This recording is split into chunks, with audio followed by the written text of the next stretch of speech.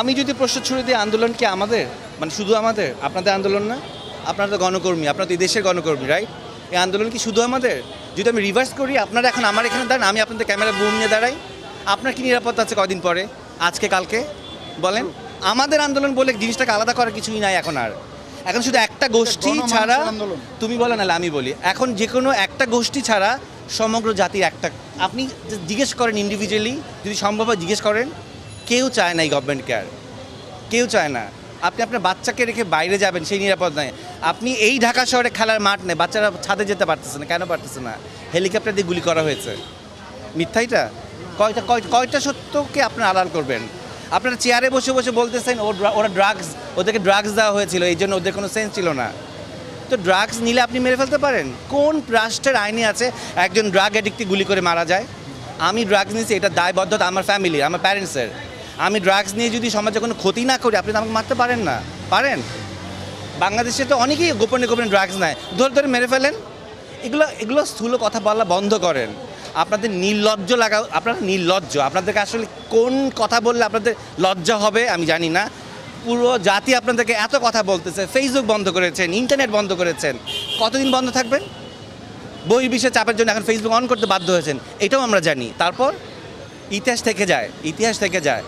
এই যে অগাস্টের 1 তারিখ, ইতিহাসটা মনে করেন। হ্যাঁ, ইতিহাস কিন্তু রিপিট হয়, কর্মের কারণে ইতিহাস রিপিট হয়।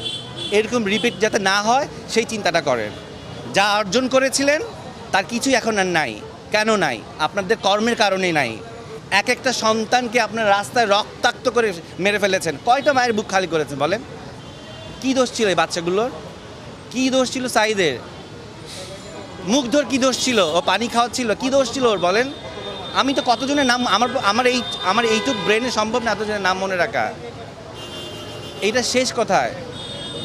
আর মায়া কান্না, আমরা যেই সেক্টরে কাজ করি, আমরা ক্যামেরার সামনে কাজ করি, কোনটা সত্যিকারের কান্না? আমরা মিথ্যাকে সত্যি বলেই অ্যাক্টিং করি, রাইট? আমরা বুঝি কোনটা অ্যাক্টিং, জনগণ এখন বুঝে। এই জেনারেশনকে অনেক গালিগালাজ করেছেন না? এরা কিছুই পারে না, এরা মাদকাসক্ত, এরা সারাদিন অনলাইনে থাকে, কি দেখিয়ে দিয়েছে। তো লজ্জা লাগা উচিত। আমার এখন দুঃখ লাগে, যদি আমি এই জেনারেশনে জন্মাতাম তাহলে আর অনেক কিছু করতে পারতাম, কিন্তু আমি এই জেনারেশনের অনেক আগে জন্মিয়েছি।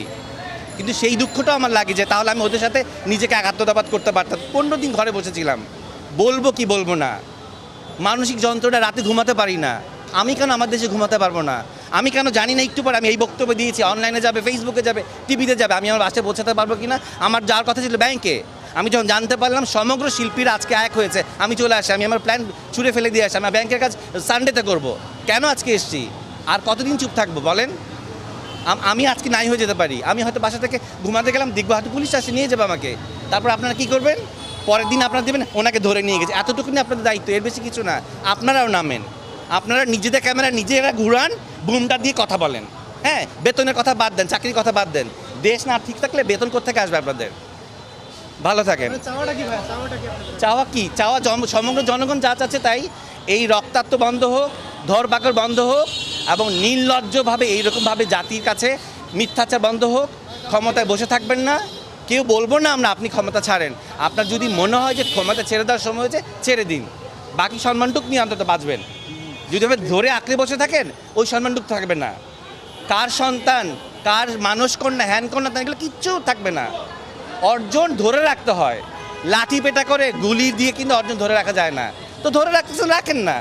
এই কথাগুলোও ইতিহাসে থাকবে। এখন আর বই পুস্তকের যুগ না, ছিঁড়ে ফেললে পোকা খেয়ে ফেললো, চার পোকা খেয়ে ফেললো। এখন ইন্টারনেটের যুগ এলো, সারা জীবন থেকে যাবে। রিমাইন্ডার যেমন আসে না প্রতি বছরে ফেসবুকে, এগুলোও আসবে। ইন্টারনেট ডিলিট করা যায় না, ইতিহাস বিকৃত করা যায় বই পুস্তকের। এই ডিজিটাল জিনিসটা কিন্তু বিকৃত করা যাবে না। কতদিন করেন?